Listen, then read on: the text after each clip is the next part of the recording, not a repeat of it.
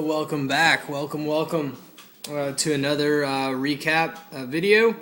I hope everybody's doing well. We're 3 weeks into the season and pretty competitive league so far. Got a few teams that have separated themselves both for the good and for the bad. But a few facts for you guys I thought were kind of interesting. You would think that at 3-0, they probably almost have a shoo-in to make the playoffs, but that's not true. Actually, 4 teams over the last 3 seasons have actually gone 3-0 to start, and only 2 of those 4 have made the playoffs, so 50%.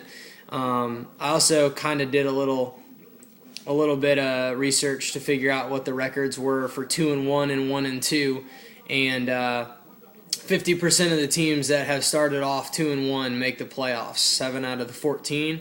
As well as 1 and 2 have gone 3 and 14. 21% of those teams have made the playoffs. So keep that in mind based on what you are at this point. Basically, we can kind of bank on one of the 3-0 teams making it, one not. A couple of the 2-1 teams and one of the 1 and 2. So that kind of tells Jet and Jeff Harper what's to come for them, unfortunately. So anyway, I feel like this is the most competitive week by far. Had some pretty good games, 1-2 blowouts, but overall pretty competitive.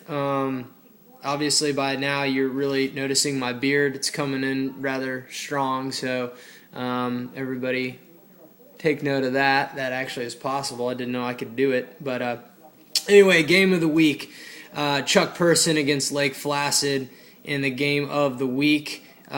Chuck winning by 0.3, 3 yards from Marshawn Lynch. Beast mode in the fourth quarter there. Got real lucky. But hey, it counts. It's a win. His big pickup of Martellus Bennett ended up being crucial. Huge for him with Hernandez on the bench. And one funny, interesting thing I thought was the combination of everybody on his bench that he did not play had 3.7 points. So that tells you how strong his team is if he has an injury. Lake Placid, just a below average week. Not a terrible week, but Victor Cruz kind of screwed you with an easy matchup. And you sat Nate Washington, which was 17.2 points that you missed out on, would have gotten you the win. Next, what I thought was the second best game of the week myself, and Get Lucky. I'll take the win. I don't know how it happened. It was pretty much a fluke. I had Seattle defense basically against Green Bay and Jordy with 1 game to play, and somehow Green Bay and Jordy combined for 3.9 points. I'd be lying if I didn't tell you that it was about 11:45 to midnight on Monday night.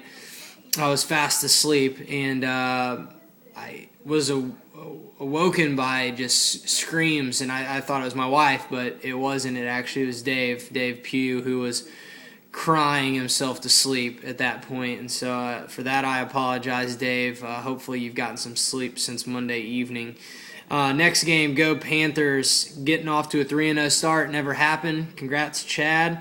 You're rolling. You lost Reggie Bush, but still have a pretty good team. I think you got a great shot at making the playoffs. So halfway crooks, this is the blowout of the week. This is just embarrassing on many counts. So for those that are interested, write down this email address. It's pronounced Wodisan@hotmail.com.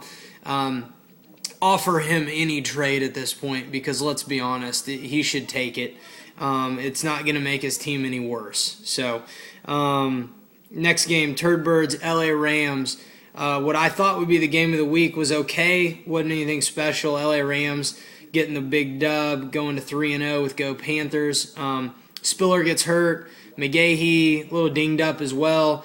Really needing that CJ trade to be clutch at this point. Turdbirds, just an overall poor week for you. Nothing to be alarmed about, but if you'd have played Big Ben over Romo, I think you would have won that game if my addition was correct.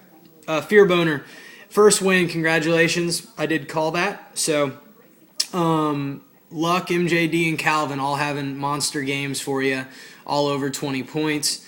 Club Ibiza falling to 1-2. Tough way to lose it there, but Fearboner had a monster week. He was large. Fearboner was large. Brown and Zona's defense, both waiver wire or free agent acquisitions, combined for over half of your points, almost 50 points there. It's pretty crazy that your roster couldn't do anything without a couple waiver wire free agent pickups. Max Wage, Sack of Hammers next game. Max Wage getting the win. Going to 1-2. That was a battle of the teams that had not won a game. No run game for Sack of Hammers. Running backs did not show up. It's pretty sad. Max Wage, Jamal Charles coming through the rescue. Wes Welker with a big game. Previous week, I went my predictions 3-3. Not too bad, not too good. This week, few predictions for you guys. Chuck Person Chuck Person Club Ibiza. Gonna go with Chuck Person on this one. I think it'll be super close. I think it'll be pretty high scoring as well. Go Panthers against Get Lucky. Gonna be another good game. I gotta go with Go Panthers on this one. I think it will be close as well. But Get Lucky doesn't have much of a run game, so we'll see what happens. Chilltown, myself, against Fear Boner. Big game for both of us. I need to get a win here to kind of give myself a little distance, but I do think Fear Boner is going to get the win on this one. I think it'll be a close game as well. I'll be surprised if it's decided by more than, say, 10 or so points. Great matchups for Calvin and MJD, I think, will be the difference maker.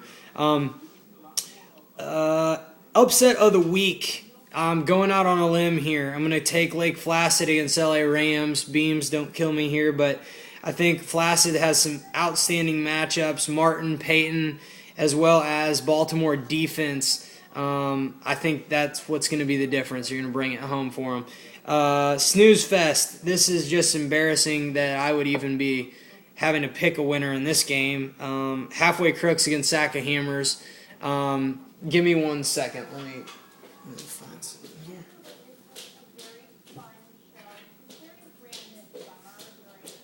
here.